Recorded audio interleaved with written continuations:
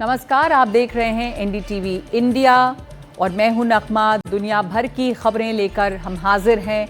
हमारी आज की लीड स्टोरी है गाजा में हो रही इजरायली बमबारी की। आपको दिखाएंगे कि कैसे गाजा में इजरायल ने पिछले 2 दिनों से तबाही मचाई हुई है। वहां पर एक बार फिर से जमीनी हमले भी हो रहे हैं। इसके अलावा खबर यूक्रेन की। यूक्रेन के पावर प्लांट्स को लेकर ट्रंप का क्या प्लान है? क्या ट्रंप अब यूक्रेन के पावर प्लांट को भी अपने कब्जे में चाहते हैं? इसके अलावा हैती में हथियार हाथ में लेकर सड़क पर क्यों उतरे हैं लोग? और साथ ही एक रिपोर्ट हैप्पीनेस इंडेक्स पर। तो कौन सा देश है दुनिया में सबसे ज्यादा हैप्पी यानी कि खुश? और इसके साथ साथ चीन के राष्ट्रपति बिल्कुल नए अंदाज में दिखाई दिए हैं। सबसे पहले बात करते हैं हमारी लीड स्टोरी की।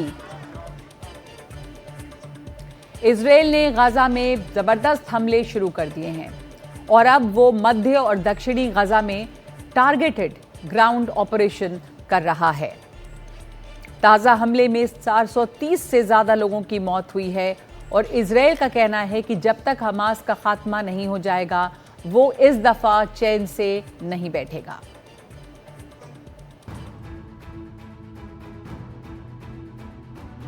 गाजा में तबाही मची हुई है। इजरायली सेना ने पिछले कुछ दिनों से बेहद घातक हमले किए हैं, जिससे गाजा पट्टी में चारों तरफ त्राहिमाम है।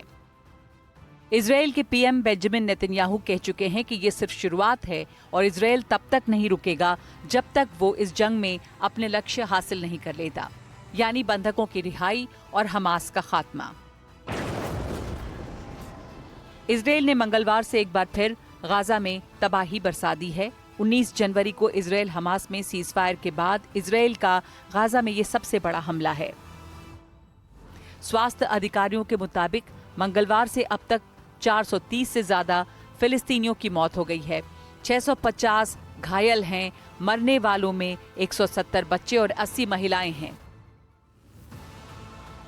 इजरायल ने 2 महीने पुराना युद्ध विराम समझौता रद्द कर दिया। उसने साफ कर दिया है कि उसकी मंशा क्या है। इजरायल ने अब दक्षिण और मध्य गाजा में जमीनी हमले भी शुरू कर दिए हैं। यहाँ वो एक बफर जोन बनाना चाहता है। ये बफर जोन उत्तर और दक्षिणी फिलिस्तीन के बीच होगा। ये भी बताया जा रहा है कि इजरायल ने नेटजरिम कॉरिडोर पर फिर कब्जा कर लिया है।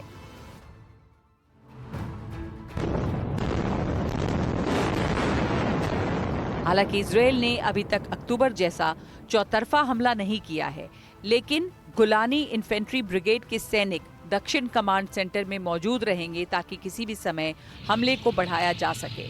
इससे पहले एक वीडियो संदेश में इजरायल के रक्षा मंत्री ने गाजा के लोगों को चेतावनी दी है कि युद्ध क्षेत्र से लोगों को जाना जल्दी शुरू करना होगा।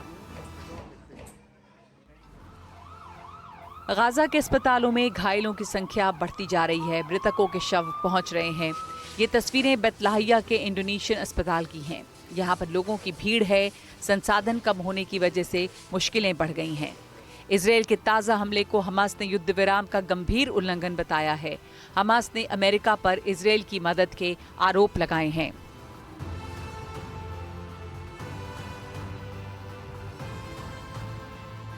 तस्वीरें गाजा के जबालिया कैंप की हैं। युद्ध विराम के चलते जो लोग गाजा वापस लौटे थे वो एक बार फिर बमबारी झेलने को मजबूर हैं। गाजा पट्टी में चारों तरफ तबाह हो चुकी इमारतें और मलबा है। यहाँ रहने वाले फिलिस्तीनी फिर से घर छोड़ने पर मजबूर हैं। बेथनून इलाके से लोग जबालिया की तरफ जा रहे हैं। हम लोग घर छोड़ने को मजबूर हैं। हमारे बच्चे हैं, वो बिल्कुल रहम नहीं कर रहे। मैं उन्हें यहाँ से ले जाना चाहता हूँ ताकि वो टुकड़ों या शव के रूप में ना मिलें। इजरायल ने जिस तरह से ये हमला किया है, इससे माना जा रहा है कि हमास भी अब पलटवार करेगा, यानी जंग एक बार फिर विनाशकारी होगी और इन सब के बीच बंधकों का संकट और गहरा हो रहा है। युद्ध विराम के दौरान दोनों तरफ से बड़ी संख्या में बंधक छोड़े गए थे। बताया जा रहा है कि हमास ने अब तक करीब 25 लोगों को बंधक बना रखा है। इजरायल और अमेरिका दोनों ने ही इस नए संकट के लिए हमास पर आरोप लगाए हैं।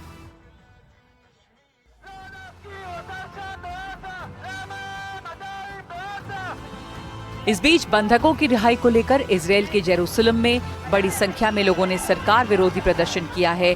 वो बंधकों को वापस लाने की मांग कर रहे हैं। वहीं फिलिस्तीन के लोगों के लिए दुनिया भर से समर्थन आ रहा है।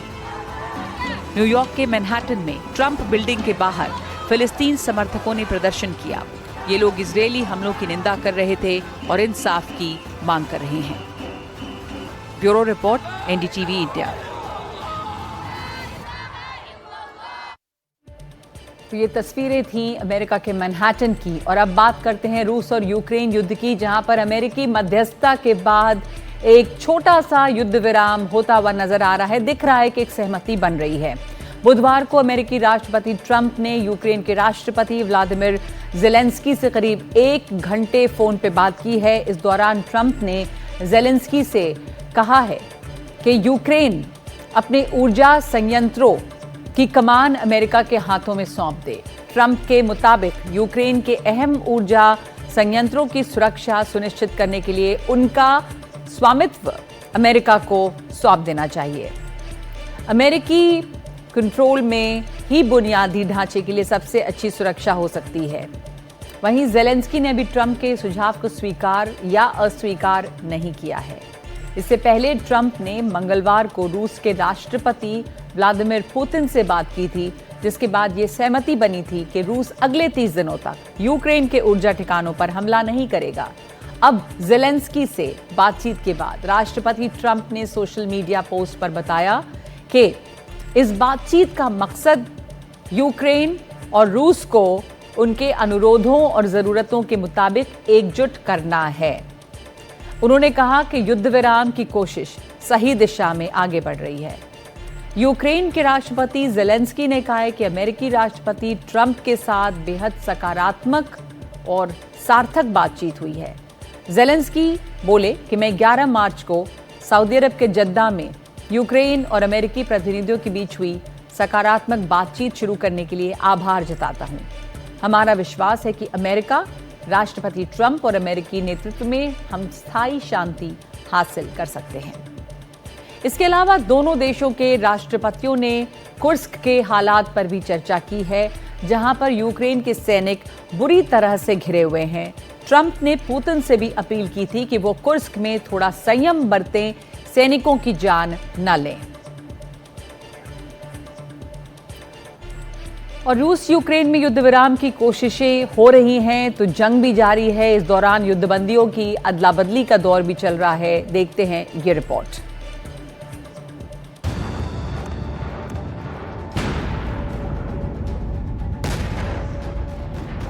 पिछले 3 साल से दोनों देशों में जंग जारी है। हजारों सैनिक मारे जा चुके हैं। भीषण तबाही मची है। दोनों ओर के सैकड़ों सैनिक बंदी भी बनाए गए हैं। रूसी रक्षा मंत्रालय के मुताबिक बुधवार को करीब 175 युद्ध बंधकों की अदला बदली की गई। इनके अलावा गंभीर रूप से घायल करीब 22 यूक्रेनी सैनिकों को भी ट्रांसफर किया गया। लेकिन बंधकों के एक्सचेंज और शांति पर बातचीत के दौरान दोनों देशों के बीच जंग जारी है। गुरुवार को रूस ने ऐलान किया कि उसने कुर्स्क के इलाके में यूक्रेन के सैनिकों पर हमला किया। वहीं यूक्रेन का दावा है कि पिछले 24 घंटे में उसके सैनिकों ने रूसी हमले रोके हैं। रूसी रक्षा मंत्रालय के मुताबिक कुर्स्क में यूक्रेन को भारी नुकसान हुआ है। पिछले 24 घंटे में यूक्रेन के 200 सैनिक मारे गए हैं। इसके साथ ही बख्तरबंद वाहनों, तोपखानों और ड्रोन नियंत्रण केंद्रों को भी नष्ट करने का रूस ने दावा किया है। रूसी एयर डिफेंस ने 142 यूक्रेनी ड्रोनों को मार गिराने की बात कही है। जंग के मैदान से यूक्रेन के अपने दावे हैं। यूक्रेन ने कहा है कि पिछले 24 घंटे में करीब 64 जगह रूसी सैनिकों से भिड़ंत हुई। यूक्रेन का दावा है कि उसने इस दौरान 9 बड़े हमले विफल किए। रूस के 72 ड्रोन मार गिराए। कुर्स्क क्षेत्र में पिछले कुछ दिनों में भीषण जंग जारी है। यह कहा जा रहा है कि यूक्रेन के कई हजार सैनिकों को रूसी सेना ने घेर लिया है। बुधवार को एक मीटिंग में रूसी राष्ट्रपति पुतिन ने दावा किया कि जल्द ही कुर्स्क में यूक्रेनी सैनिक को पूरी तरह से हरा दिया जाएगा। उन्होंने हाल के रूसी ऑपरेशंस को तेज और बेहद प्रभावी बताया। दोनों देशों के बीच जंग खत्म करने की कोशिश हो रही है, लेकिन जंग के मैदान में तबाही अभी रुक नहीं रही। Bureau report, NDTV India.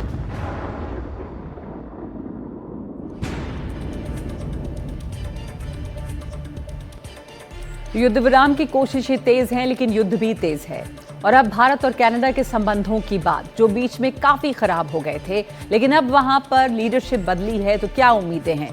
Khalistani आतंकी हरदीप सिंह निज्जर की जून 2023 में हत्या के बाद दोनों देशों में राजनयिक तनाव पैदा हो गया था। इसके बाद दोनों देशों के संबंध खराब हुए, लेकिन अब एक नई उम्मीद है। जस्टिन ट्रूडो की विदाई और मार्क कार्नी के पीएम बनने के बाद ये माना जा रहा है कि दोनों देशों के रिश्ते कुछ बेहतर होंगे और इसकी झलक भी दिखने लगी है। रिपोर्ट्स के मुताबिक दोनों देशों की सुरक्षा एजेंसियों के बीच फिर से संपर्क शुरू हो गया है और एक बार फिर दोनों देश राजनयिकों की तैनाती पर विचार कर रहे हैं। नए उच्चायुक्तों की नियुक्ति की संभावना भी बढ़ गई है, यानी कि नए उच्चायुक्त जल्द ही नियुक्त हो सकते हैं। इसके पहले अक्टूबर 2024 में दोनों पक्षों के बीच रिश्तों में तनाव बहुत ज्यादा आ गया था। भारत ने अपने उच्चायुक्त और 5 अन्य राजनयिकों को वापस बुलाया था। इन्हें कनाडा के ने निज्जर की हत्या में पर्सन ऑफ इंटरेस्ट घोषित किया था। बदले में भारत ने 6 कनाडाई राजनयिकों को निष्कासित कर दिया था, लेकिन अब 2025 में दोनों देशों के बीच तकरार खत्म होती दिखाई दे रही है। हमारे साथ जुड़ गए हैं कैप्टन आलोक बंसल इस पर बातचीत के लिए, जो निदेशक हैं इंडिया फाउंडेशन के। कैप्टन आलोक बंसल, मार्क कार्नी का आना भारत के लिए क्या संदेश है? जस्टिन ट्रूडो के जाने से क्या अब चीजें वहां बेहतर हो सकती हैं? देखिए, जस्टिन ट्रूडो के जाने के बाद से चीजों की बेहतरी हो रही है और होने की संभावना भी है, लेकिन ये जो प्रोसेस है ये थोड़ा धीमा ही होगा, क्योंकि जिस तरीके की गतिविधियां पहले हुई और जिस तरीके से हमने एक दूसरे के उच्चायुक्तों को और राजनयिकों को निष्कासित किया, अब वो प्रक्रिया जो है धीरे धीरे ही सामान्य हो पाएगी, क्योंकि कई जगह कोर्ट केसेस हैं, कई ऐसे कदम उठा लिए गए हैं जिनको ठीक करने में समय लगेगा। दूसरी तरफ कनाडा की जो वर्तमान सरकार है, इसके पास ज़्यादा समय नहीं है, चुनाव इनके सर पर हैं, तो माना जाए कि मार्क कार्नी का जो के पास समय है वो कम है, तो इसमें शुरुआत तो हो सकती है, कुछ बातचीत हो सकती है, पॉजिटिव सिग्नल्स आ सकते हैं, लेकिन दरअसल ग्राउंड पे बहुत कुछ अभी फौरन नहीं बदल सकेगा। बिल्कुल, अभी शुरुआत होगी, क्योंकि ये भी हमें समझना चाहिए इस वक्त कनाडा भी बहुत ज्यादा दबाव के अंदर है, क्योंकि जब से राष्ट्रपति ट्रंप आए हैं और 51वें प्रांत की बात हुई है, कनाडा के ऊपर भी दबाव बढ़ गया है और कनाडा इस वक्त सहायता और सहयोगियों को ढूंढ रहा है। तो कनाडा के लिए बहुत आवश्यक है कि वो भारत से संबंध सुधारे, और इसलिए समय कम होने के बावजूद हम देखेंगे कि परिवर्तन आएगा। कुछ मेरे ख्याल से राजनयिकों को वापस लिया जाएगा, उच्चायुक्तों की नियुक्ति होगी और फिर धीरे धीरे संबंध सुधरेंगे, लेकिन चुनाव के बाद ही कोई मूलभूत परिवर्तन हमें देखने को मिलेगा। जी, और कनाडा के चुनाव में ज़्यादा दिन नहीं है, तो और खुद कनाडा पे डोमेस्टिक स्तर पे काफ़ी दबाव है और अमेरिका की तरफ से काफ़ी दबाव है, तो कनाडा को उसे भी इस समय झेलना है और उसके लिए ज़रूरी है कि भारत के साथ संबंध बेहतर हो। धन्यवाद आपका आलोक बंसल जुड़ने के लिए हमारे साथ। आगे बढ़ते हैं, बहुत सारे क्षेत्रों में युद्ध चल रहा है, तो दिखाते हैं आपको खबरें वॉर जोन से। सबसे पहले बात यमन की। यमन में हूती के मजबूत गढ़, अमेरिकी एयर स्ट्राइक से बड़ा नुकसान हुआ है। राजधानी सना के उत्तर पश्चिमी इलाके में हुई इस स्ट्राइक में हूती लड़ाकों के हथियार गोदाम और मिसाइल प्लेटफॉर्म तबाह हुए हैं। इस हमले की जद में कुछ बच्चे भी आए हैं जो जख्मी हैं। अमेरिका ने इन हमलों की कोई डिटेल शेयर नहीं की। अमेरिकी एयर स्ट्राइक की जानकारी खुद हूती के अल मसीरा चैनल ने दी। अमेरिका का ये हमला इसलिए खास है क्योंकि एक दिन पहले व्हाइट हाउस ने ईरान को चेतावनी दी थी कि वो हूती लड़ाकों को हथियार देना बंद करे। अमेरिकी हमले के जवाब में हूती लड़ाकों ने लाल सागर में अमेरिकी जहाज़ों को निशाना बनाने की धमकी दी है।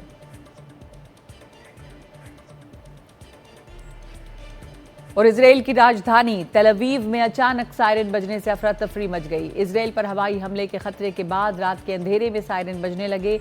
लोगों ने धमाकों की आवाज़ सुनी। इजराइल ने दावा किया है कि इजरायली एयर स्पेस में दाखिल होने से पहले मिसाइल को इंटरसेप्ट करके निष्क्रिय कर दिया गया। ये मिसाइल अटैक यमन की ओर से हुआ, जिसकी धमक यरूशलेम ने भी सुनी। हालांकि इसमें किसी के जख्मी होने की खबर नहीं आई है। इजराइल पर ताज़ा हमलों की जिम्मेदारी हूती लड़ाकों ने नहीं ली है, लेकिन यमन में अमेरिकी स्ट्राइक के बाद से ये माना जा रहा था कि हूती बहुत जल्द इसका बदला लेगा।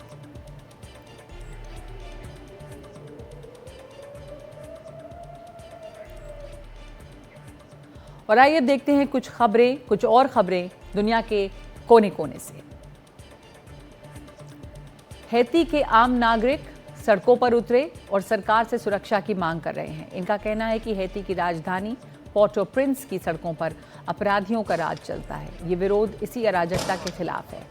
आंदोलनकारी धारदार हथियार के साथ प्रधानमंत्री आवास का घेराव करने निकले। इन्हें रोकने के लिए पुलिस ने आंसू गैस के गोले छोड़े। कई जगह पुलिस को बल प्रयोग भी करना पड़ा।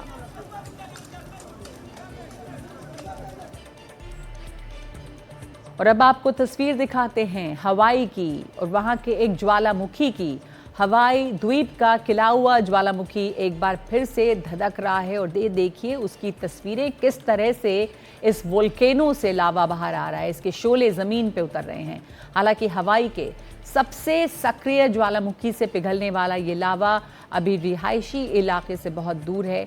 किसी भी तरह के नुकसान की खबर नहीं है।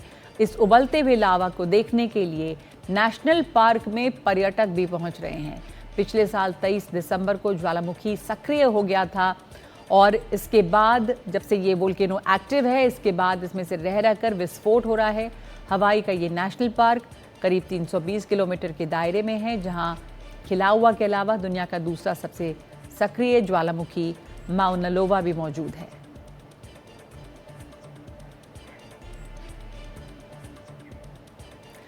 और आइए अब आपको दिखाते हैं हैप्पीनेस इंडेक्स, कहाँ दुनिया में सबसे खुश हैं लोग और कहाँ नाखुश हैं। फिनलैंड के लोग एक दूसरे पे भरोसा करते हैं और शायद यही वजह है कि पिछले 8 साल से ये देश दुनिया के सबसे खुशहाल देश की लिस्ट में नंबर 1 पे बना हुआ है।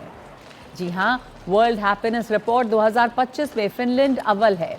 फिनलैंड के बाद टॉप में है डेनमार्क, आइसलैंड और स्वीडन जैसे देश, यानी कि नॉर्डिक देश जो हैं वो इसमें ऊपर हैं। अमेरिका इस लिस्ट में टॉप 20 से बाहर हो गया है, यानी कि अमेरिका में लोगों की खुशी में कुछ कमी आई है। उसे 24वीं रैंकिंग मिली है। 147 देशों की इस लिस्ट में भारत इस बार 118वें नंबर पर है। पिछली बार भारत लिस्ट में 126वें स्थान पे था। अफगानिस्तान को दुनिया के सबसे नाखुश मुल्क की श्रेणी में रखा गया है। दूसरे नंबर पे अफ्रीकी देश सियरा लियोन है, जहां पर हिंसा फैली है, सिविल वॉर है। तीसरे नंबर पर लेबनान को सबसे नाखुश देश बताया गया है।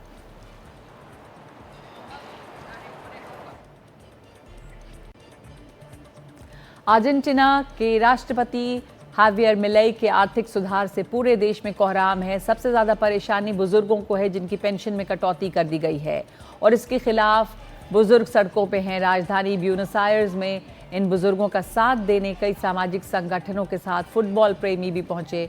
ये लोग सरकार से रिटायरमेंट बेनिफिट्स बढ़ाने की मांग कर रहे हैं, जिसमें 70 लाख लोगों को फ़ायदा पहुंचे।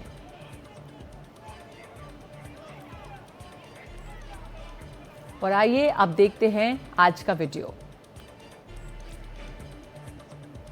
ग्रैंड ओले ओपरी के 100 साल पूरे होने के मौके पर अमेरिका के नैशविल शहर में संगीतकारों का मेला लगा। सितारों से सजी इस महफिल को ब्लैक शेल्टन ने होस्ट किया। यहाँ Reba McEntire, Trisha Yearwood, Kelsea Ballerini, Amy Grant और एलन जैक्सन ने अपने गीतों से जलवा बिखेरा। इस मौके पर कैरी अंडरवुड ने लिविंग लेजेंड रैंडी ट्रैविस को ट्रिब्यूट दिया। ग्रैंड ओले ओपरी की शुरुआत 1925 में हुई थी, जिसमें स्थानीय कलाकारों को मौका मिलता है ताकि उन्हें भविष्य में बड़ा मंच हासिल हो सके।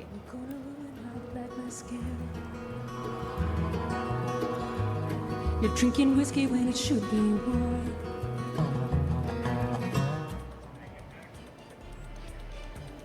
तो एनडीटीवी दुनिया में आज के लिए इतना ही। नमस्कार।